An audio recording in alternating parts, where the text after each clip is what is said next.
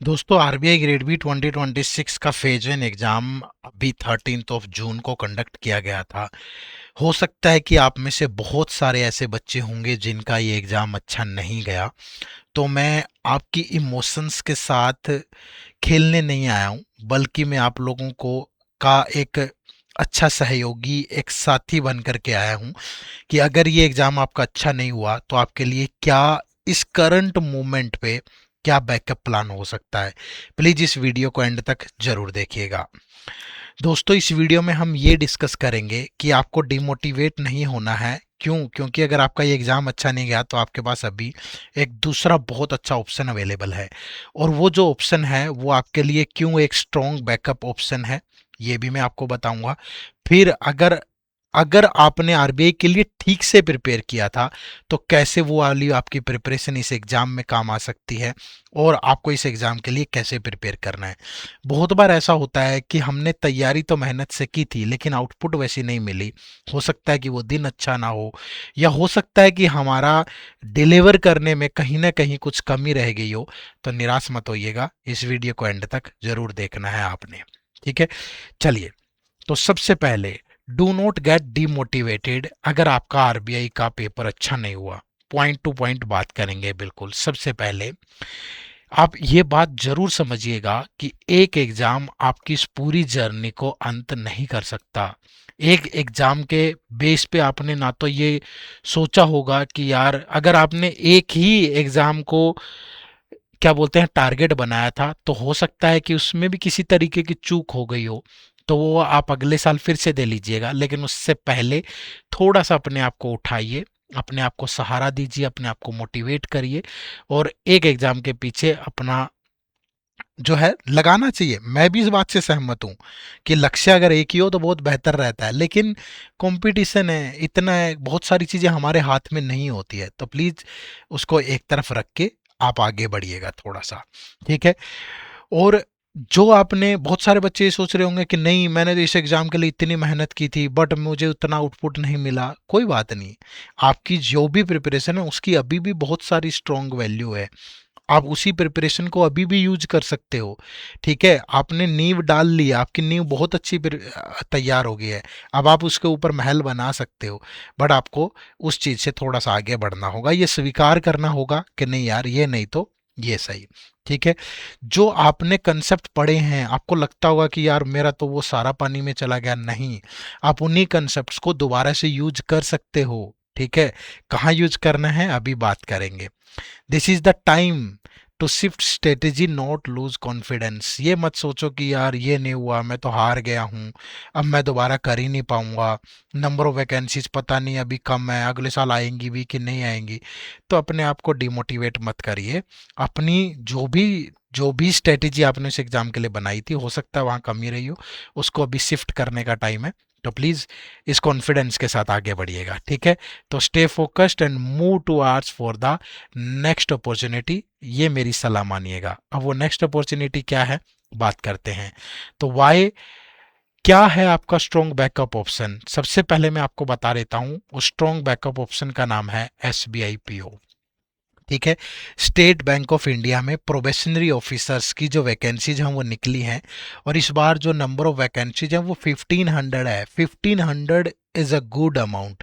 ठीक है, छोटा नंबर नहीं है। लास्ट 2 ईयर से 500 के समथिंग वैकेंसी जा रही थी, इस बार बहुत अच्छी वैकेंसी आई है। और इसकी जो अप्लाई करने की डेट है वो 18 जून से लेकर के आप 8 जुलाई तक अप्लाई कर सकते हो। तो इसको जरूर अप्लाई करिएगा। और क्यों अप्लाई करना चाहिए, क्यों ये आपके लिए बैकअप प्लान है? एसबीआई पीओबी एक ऑफिसर लेवल की बैंकिंग जॉब है। ठीक है। आरबीआई देखो, आरबीआई से कोई कंपैरिजन नहीं है किसी का, आरबीआई एक अलग लेवल पे है। बट निराश नहीं होना है। कई बार हम शायद कुछ और निर्धारित होता है हमारी किस्मत में, स्टेप बाय स्टेप अगर आगे बढ़ें तो ये भी एक बुरा ऑप्शन नहीं है। मैं ये तो नहीं कह रहा हूँ कि ये आरबीआई की कमी को पूरा कर सकता है, नहीं। आप आरबीआई नेक्स्ट ईयर दें, उससे नेक्स्ट ईयर दें, तैयारी करते रहें, बट उससे पहले अगर अभी आपको लगे कि नहीं यार मुझे कुछ तो होना चाहिए मेरे पास। तो ये एक बहुत अच्छी अपॉर्चुनिटी है बैंकिंग सेक्टर में, ये सबसे बढ़िया जॉब है ना। तो एक ऑफिसर लेवल बैंकिंग जॉब है, यहाँ भी आपको उतनी ही रिस्पेक्ट मिलेगी, रिस्पॉन्सिबिलिटी मिलेगी, स्टेबिलिटी मिलेगी। ठीक है, तो ये आपको ज़रूर प्रिपेयर करना चाहिए। और ये एक प्रैक्टिकल ऑप्शन है जो लोग आरबीआई ग्रेड बी की तैयारी कर रहे थे उनके लिए। क्यों है ये भी मैं आपको बताऊंगा आगे। तो ये ध्यान रखिएगा, ठीक सैलरी है, बुरी सैलरी नहीं है। 80,000 के अराउंड आपको इन हैंड मिल जाता है। इसके अलावा बहुत सारे अलाउंसेज और पर्क्स वगैरह रहते हैं। ठीक है, हाँ आरबीआई में ये है कि एक अलग हो रहा है, मैं मानता हूँ, लेकिन ये बुरा नहीं है। तो इसको इसी तरीके से देखना है आपने। ठीक है भाई, चलिए। तो आरबीआई ग्रेड बी की प्रिपरेशन कैसे आपको एसबीआई पीओ एग्जाम में हेल्प करेगी, उसमें सबसे पहले चीज तो आप ये यकीन मानिए कि अगर आपने ढंग से प्रिपेयर किया था आरबीआई को, ऐसा नहीं है कि भाई आपके नंबर ही क्वांट में 2 आ रहे हैं, रीजनिंग में 4 आ रहे हैं, उन लोगों के लिए ये वीडियो नहीं है। लेकिन अगर आपने एक मेहनत लगा के आरबीआई के लिए प्रिपेयर किया था तो आपका बेस काफ़ी हद तक बन चुका है। ठीक है भाई। और यहाँ पे क्वांट, रीजनिंग और इंग्लिश और जनरल अवेयरनेस, ये 4 सेक्शन होते हैं। ठीक है भाई, प्री में सिर्फ क्वांट, रीजनिंग और इंग्लिश आता है, ये आपका प्रीलिम्स का सिलेबस है। इंग्लिश लैंग्वेज के 40 क्वेश्चन है जो कि 40 मार्क्स के होंगे। क्वांट के 30 क्वेश्चन 30 मार्क्स के होंगे। रीजनिंग के 30 क्वेश्चन 30 मार्क्स के होंगे। ठीक है, 20 मिनट की टाइमिंग रहती है। लेकिन सबसे बड़ी खुशखबरी वाली बात पता है क्या है, यहाँ कोई भी सेक्शनल कट ऑफ नहीं है। प्रीलिम्स एग्जाम में कोई भी सेक्शनल कट ऑफ नहीं है। तो अगर आपका सपोज इंग्लिश अच्छा है तो आप 40 में से 35 स्कोर कर लो भाई। ठीक है, क्वांट थोड़ा वीक है तो कम स्कोर हो जाएगा, रीजनिंग वीक है तो कम हो जाएगा, लेकिन बहुत कम में काम नहीं चलेगा। क्योंकि लास्ट ईयर इसकी यूआर कैटेगरी की कट ऑफ 66 समथिंग है। वो तब थी जब वैकेंसीज 500 थी। इस बार वैकेंसीज बढ़ी है तो मे भी हो सकता है ये 60 के अराउंड भी आ जाए, या इतनी भी रहे। तो आपको, अगर आपकी इंग्लिश अच्छी है, 2 सब्जेक्ट में एक में आपकी कमांड ठीक है, सेक्शनल कट ऑफ है नहीं, तो आप बहुत अच्छा कर सकते हो प्रीलिमिनरी में।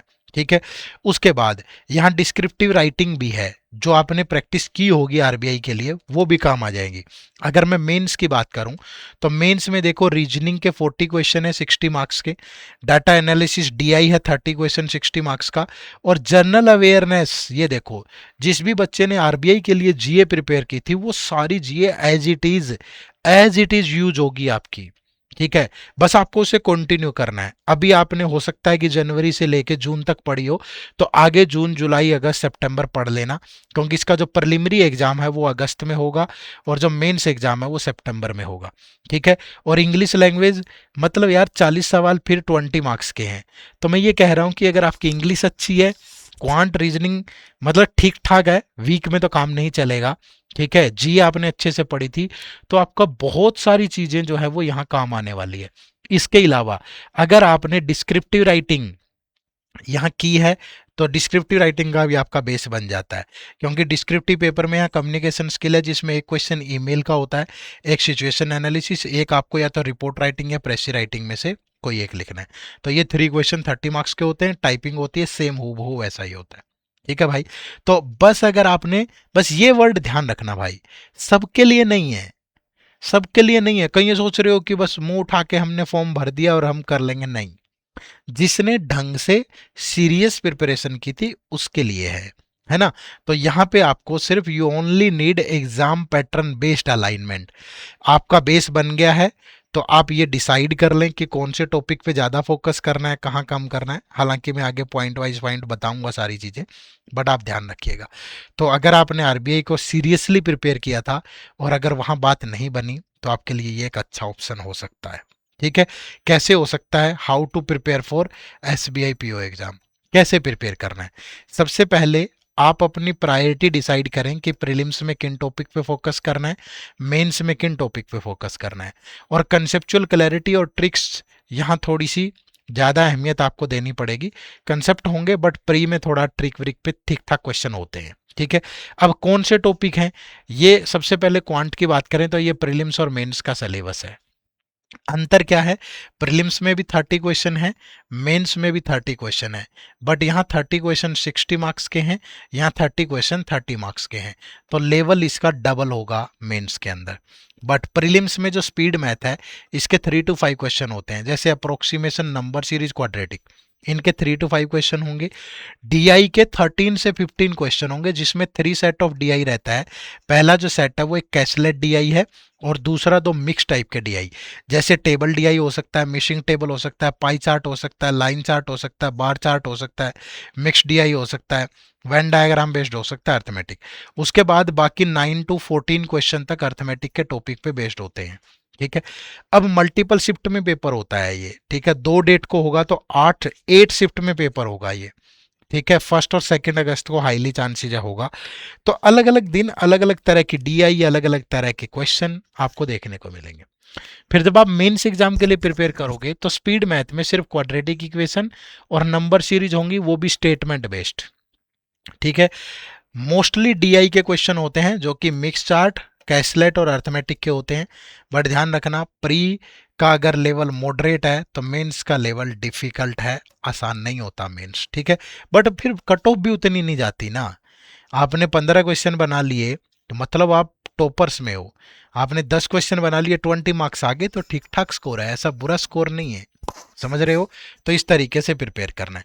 तो ये सारी चीज़ें आपने आरबीआई में प्रिपेयर की हैं तो वो यूज हो जाएंगी भाई। उसके बाद अगर मैं रीजनिंग की बात करूं तो ये प्री का सिलेबस है, ये मेंस का। प्री में 30 क्वेश्चन है, 30 मार्क्स के हैं। मेंस में 40 क्वेश्चन है, 60 मार्क्स के हैं। अब डिफरेंस क्या है? देखो, ये टॉपिक लगभग सेम है जो प्री में है, ये टॉपिक यहाँ भी है। ठीक है भाई, ये सारे टॉपिक वही है। ठीक है। लेकिन मेंस में 2 नए टॉपिक आ जाएंगे, एक मशीन इनपुट आउटपुट और एक क्रिटिकल रीजनिंग। और आरबीआई में आप ये सारे टॉपिक प्रिपेयर कर चुके हो।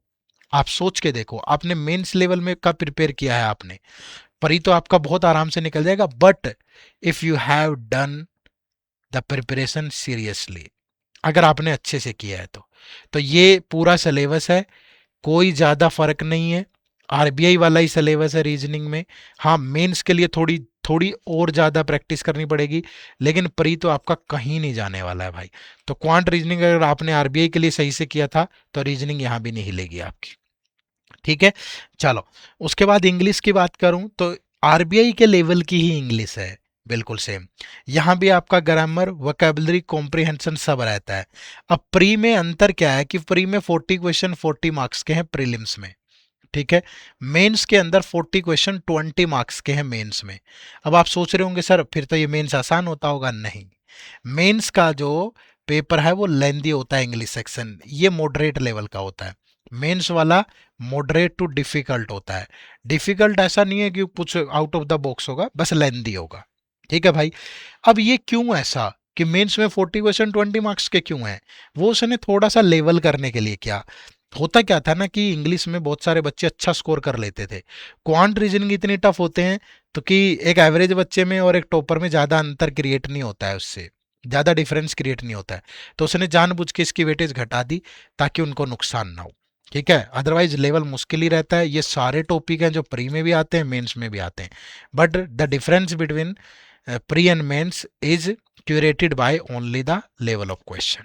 ठीक है भाई, तो ये ध्यान रखिएगा। उसके बाद डिस्क्रिप्टिव इंग्लिश भी मैंने आपको बताया है। डिस्क्रिप्टिव इंग्लिश में ध्यान रखना, यह कम्युनिकेशन स्किल है जिसमें ईमेल राइटिंग हो गया आपका, फिर क्या, फिर प्रेसी राइटिंग और रिपोर्ट राइटिंग में से कोई एक है आपका, और फिर एक आपका सिचुएशन एनालिसिस पे क्वेश्चन होता है। तो जिसने आरबीआई के लिए प्रिपेयर किया होगा डिस्क्रिप्टिव, वो यहाँ भी आराम से कर पाएगा। क्लियर है जी? तो ये कहानी है पूरी। दूसरा, अगर मैं जीए की बात करूं, जनरल अवेयरनेस की, अब देखो आरबीआई के लिए आप सबने जनवरी 2026 से प्रिपेयर किया होगा भाई। ठीक है, जनवरी से जून तक प्रिपेयर किया होगा। अगर जनवरी से नहीं किया तो मार्च से किया होगा, फरवरी मार्च से किया होगा, अप्रैल से किया होगा। तो वो सारी चीज़ एज इट इज यूज हो जाएगी, और आगे बस आपको जुलाई अगस्त सितंबर और करना है। अब यहाँ पे जो सवाल हैं वो देखो करंट अफेयर होगा। यहाँ पे भी जो सवाल हैं वो आरबीआई के सर्कुलर से बहुत क्वेश्चन आते हैं। ठीक है, आरबीआई की नोटिफिकेशन से बहुत क्वेश्चन आते हैं, फाइनेंशियल अवेयरनेस से काफ़ी क्वेश्चन आते हैं, यूनियन बजट से क्वेश्चन आते हैं। ठीक है। तो यही चीज़ें आपने आरबीआई के लिए प्रिपेयर किया है, ये यहाँ पे प्रिपेयर करना है। तो जिस फ्लो में पढ़ रहे थे ना, वो सारी चीज़ें, यानी आरबीआई का तो आप सिर्फ फेज 1 टारगेट कर रहे होंगे, यहाँ तो ये चीज़ें मेंस में पूछी जा रही है। ठीक है। तो यही national, international, state, sports, static GK, ये सब चीज़ें जो आरबीआई के लिए प्रिपेयर किए वही चीज़ यहाँ भी है भाई।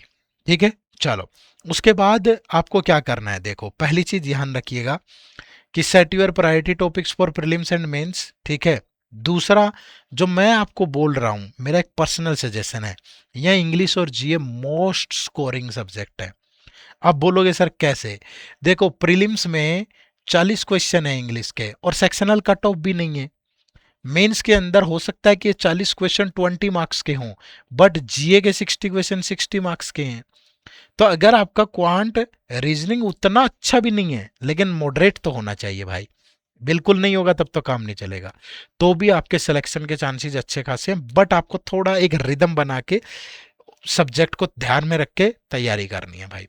और सबसे पहले पीवाईक्यू का एनालिसिस जरूर कर लेना। अब ये पीवाईक्यू आपको एसबीआई पीओ के इसी वीडियो के डिस्क्रिप्शन में जाओगे तो आपको पिछले 5 साल के प्री और मेंस के पेपर मिल जाएंगे, ठीक है। वो डाउनलोड कर लेना, फ्री ऑफ कॉस्ट है भाई। इसी वीडियो के डिस्क्रिप्शन में लिंक है, या हमारी वेबसाइट विजिट कर लो edutap.in, वहां पे आपको ये पेपर मिल जाएंगे, ठीक है। उसके बाद आपको करंट अफेयर जो है वो डे 1 से ही स्टार्ट करनी है। क्यों करनी है डे 1 से? आप तो सोच रहे होंगे कि सर मेरी तो ऑलरेडी कितनी तो प्रिपेयर्ड है, मैं डे 1 से क्यों करूं? इसलिए ताकि जब प्री और मेंस के बीच का जो टाइम है वो आप क्वांट, रीजनिंग और इंग्लिश पे अच्छे से लगा पाओ। अदरवाइज करंट अफेयर में घुसे रह जाओगे। तो इसलिए करंट अफेयर को डे 1 से ही आधा घंटा 1 घंटा निकालना शुरू कर देना। उसके बाद डिस्क्रिप्टिव राइटिंग पे फोकस जरूर करना, क्योंकि फिर से प्री और मेंस के बीच में ज़्यादा टाइम नहीं मिलेगा आपको। तो इसीलिए डिस्क्रिप्टिव राइटिंग भी थोड़ा थोड़ा टाइम अगर स्टार्टिंग से दोगे तो टाइपिंग स्पीड भी बन जाएगी और चीज़ें समझ में भी आ जाएंगी, है ना। Do not avoid mock test और ओवर अटेम्प्ट। दो तरह के बच्चे मैं देखता हूँ। एक तो ऐसे लोग होते हैं जो मॉक टेस्ट पे मॉक टेस्ट देते रहते हैं, 4 टेस्ट सीरीज खरीद रखी हैं अलग अलग जगह से, ठीक है, बट उसका प्रॉपर एनालिसिस ही नहीं करते। उन्हें यही नहीं पता चल रहा कि पहले टेस्ट में और दूसरे टेस्ट के स्कोर में अंतर क्यों नहीं आ रहा है आपका। कभी एनालाइज किया है, अपनी गलतियों को देखा है? तो जब तक आप सेल्फ एनालिसिस नहीं करोगे तो कैसे आप आगे बढ़ पाओगे? तो आप प्रॉपर ट्रैक करो चीज़ों को। ऐसा भी नहीं है कि मॉक टेस्ट देना ही नहीं है, ओवर अटेम्प्ट नहीं करना है। आप 10 मॉक टेस्ट ढंग से दे लेते हो, प्रॉपर स्ट्रेटेजी बना के सब्जेक्ट वाइज, क्वांट में कैसे, रीजनिंग में कैसे, इंग्लिश में कैसे, तो आप बहुत अच्छा कर पाओगे, ठीक है। तो मॉक टेस्ट पक्का देना। लेकिन जिसको लगता है कि मेरा सिलेबस बहुत अच्छे से प्रिपेयर्ड है, वो पहले टॉपिक वाइज टेस्ट दो, ठीक है, फिर सेक्शनल टेस्ट दो, फिर फुल लेंथ टेस्ट दो, ठीक है। कोई ऐसी दिक्कत नहीं है भाई, आराम से हो जाएगा। उसके बाद practice is the key, but practice is not the substitute of learning. पहले सीखिएगा अच्छा, उसके बाद प्रैक्टिस करिएगा, यकीनन आपको मजा आएगा। और follow the right sources. Right sources follow करना बहुत ज़रूरी है, क्योंकि अगर आप एग्जाम के सिमिलर पैटर्न पे, लेवल पे मेहनत नहीं करोगे तो मुश्किल आ सकती है। मेरी नज़र में वो राइट सोर्स क्या है? वो राइट सोर्स आपके सामने है।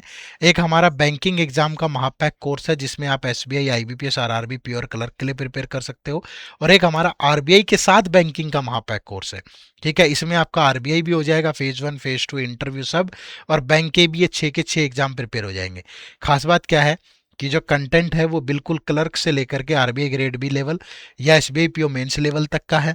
इसमें आपको आरबीआई के तो सब नोट्स वोट्स मिलेंगे ही, और जो भी है डिलीवरेबल वो आप एक बार विजिट कर लो, इसी वीडियो के डिस्क्रिप्शन में कोर्सेज का लिंक है, तो आपको मिल जाएंगे, ठीक है। आपको क्या करना है, जैसे अगर आप गूगल पे भी जाते हो तो edutap.in टाइप करना है, ये हमारी वेबसाइट ओपन होगी। यहाँ कोर्सेज में जाओगे और ये बैंकिंग कोर्स है भाई, ठीक है। यहाँ बैंकिंग कोर्स पे आके आपको ये दोनों कोर्स मिल जाएंगे। ये अकेला बैंकिंग है, ये आरबीआई प्लस बैंकिंग है। अब जैसे ये, अगर आप ये लेते हो तो इसमें जाने की जरूरत नहीं है, यहाँ नो मोर पे जाओगे, इसके बारे में अच्छे से पढ़ लो।